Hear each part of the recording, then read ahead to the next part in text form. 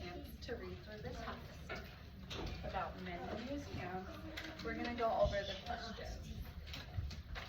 So number 1 says, previewing the text. So if you looked at it, just looked it over like did a book walk. What graphic and text features did you notice? How did they help you predict what you will learn? Yes. It will help me figure out what I'm reading about. That's great. What will help you figure out what you're reading about? The pictures. The pictures in the book. Good job. What else? That's okay. Here. What else will help us predict what we'll read? Think about it. I'll come back to you, Jessica.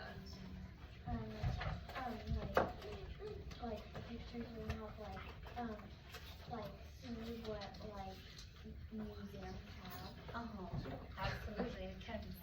I never took a check page 5. It showed me Scroll through to page 5. the exact showing of the picture. Here, you can use mine. It showed you what? Like exactly pictures of everything. That's right. These are exactly the trains that you'll see inside the Toy and Tree Museum. What other text features did you notice? Curtis. I noticed that it says many museums are here. It says a world of museums. Right. So what would this be called? A world of museums. Is that a subheading? Is it a caption? Is it bold print? It is. It's a subheading. Good job. So you would put subheadings on here. What did bold print tell you? Turn to page 4. There's 2 words in bold print on page 4. What does the bold print tell you about those words, Kenzie? The bold print tells us that it's an important word. Like you can look to the, I think it's the index. Yep. Is there an index? Did you guys look? There's a glossary and an index. Good It's job. the glossary that tells you the meaning of it. Right. So, well, the glossary has what statues are. The glossary has what museums are, and those are the 2 words in bold print on page 4. It also has a table of contents. See the very first page? This will definitely help you predict what you'll read about, because there's 3 different texts in this book that all have to do with the same thing. So you got bold print that have important words that are written darker. We have a table of content. We have captions that go under the pictures to explain what the picture is about. Okay, number 2. It says determine main idea and key details. What key details on page 5? Let's turn to page 5. What key details on page 5 support the statement that there are many different kinds of museums? Zoe.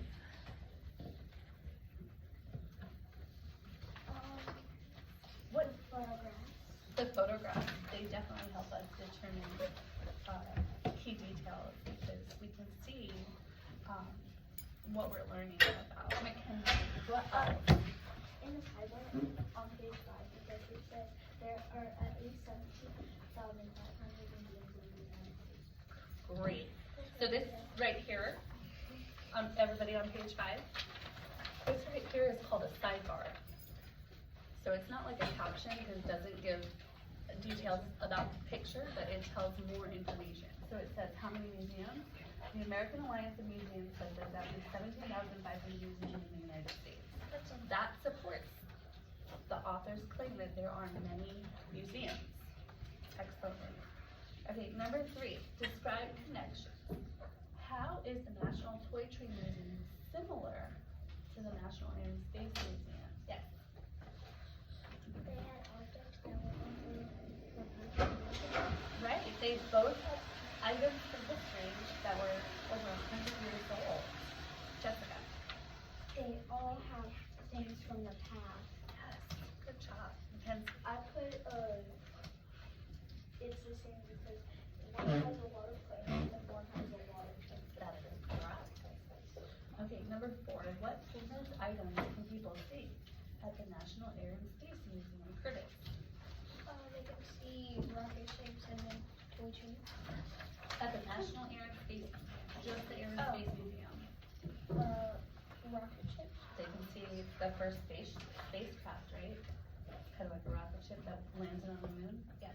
What else? We could see the first plane ever made. Who made the first? Who built the first plane? The Wright brothers. That's right, the Wright brothers. And the last question, what is the meaning of the term history on page 7? Let's turn to page 7. Let's look for the word history. It doesn't really give us a definition, but it gives us some good context clues to look for the definition. What do you guys think is the meaning of the term history? Mackenzie. Well, for the number 4, it says what famous things. I put it has 2 famous aircraft. It does. Yep. Yep. And in the history, it says it. It's right here. Oh yeah, I did. It's right there. I put it the term history means that it was used in the 1970s and the 1980s and the early 80s. That's a good explanation. Anybody have something different? Jessica. History means the past. It means the past, yeah. So in our context, and like to use context clues, it means like 50 to 100 years ago, past events. So the National Air and Space Museum have important items from the past events, like the moon landing or the first plane that was ever built. You guys did great. Well done. Thank you so much. You can leave your books up here with me. You can take your papers home with you.